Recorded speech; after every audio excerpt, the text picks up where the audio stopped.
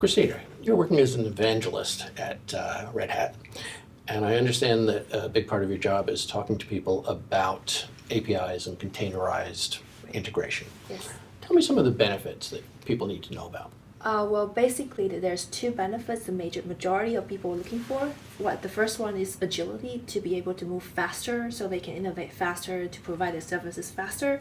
And the other one is flexibilities, so they can actually change things around and to deal with all the changes, because nowadays you need to change your application a lot more frequenter than what we need to do before. So that is why that's what's the benefit of this whole idea of being more distributed and with API and containerization.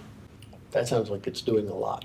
How does using APIs get you those benefits? There's always a catch somewhere, right? Sure. So if you want to go flexible, you need to sacrifice something, and that's the complexity. So the more complex, the more flexible your system is, the more complex your architecture is going to be. And now, because of the container, my system is now very flexible, and I can place them whatever I want to. I can scale them up and scale them down as I needed. But there's more management I need to do. In terms of how do I manage all the container that's running. Before I only have one or two, now I have hundreds. So is there any way that I can manage that easily, right? So that's that, and the container pillar that we have in Red Hat's agile integration is how our opinionated way of how to integrate and how to manage all that container and suits the operation side of the story. And then we have the APIs. So Okay. the APIs are the contracts, right? So they're basically the contracts, but people think that it's just an endpoint that provides a way for other people to communicate with you. In some other words, that's right, but it's not just that. You need to think about the security of your APIs. How do you secure your endpoints? You have to think about, how do I provide this API to the users, because they are your assets, and how do I promote my assets? How do I secure my asset, and how do I provide services? And all that is all bundled within API. So there's got to be a way for me to, first of all, easily implement my API, so it's easy for me to expose whatever I have, and a way for me to secure my API so that nobody has no rights, or people that doesn't have rights cannot come into my services. Mm-hmm. And then we have we have a place where we can see how our assets doing. So if it's not making us money, let's just get rid of it.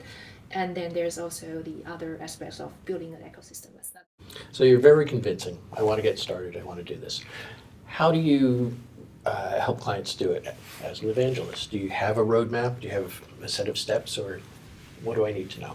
Right, so I have an agile integration reference architecture that kind of goes through the basic architecture of how to do agile integration. So I have where in that reference architecture, I broke it down into 3 different layers. Mm-hmm. The first layer is probably the most basic one, where it's what everybody talks about as microservices. It's breaking that your application into small bundles, and it's independent, it's small, it's easy to maintain. That's that. So that's very basic stuff.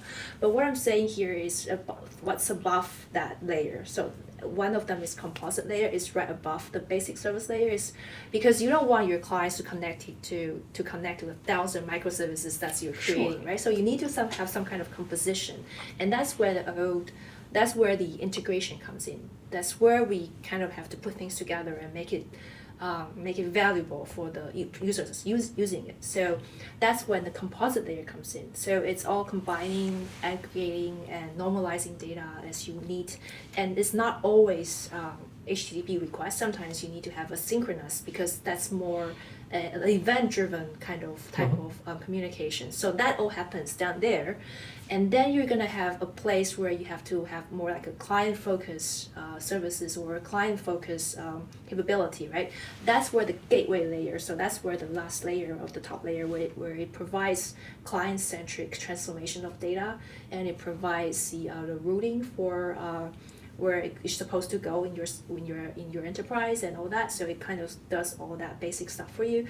And on top of that, in the gateway layer, it also deals with all the security and management of your API, because that's how your service is going to talk to your clients.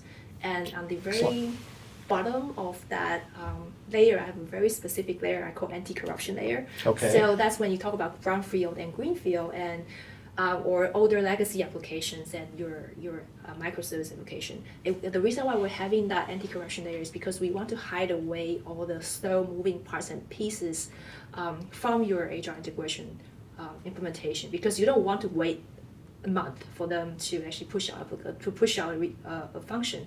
Great. Well, thank you.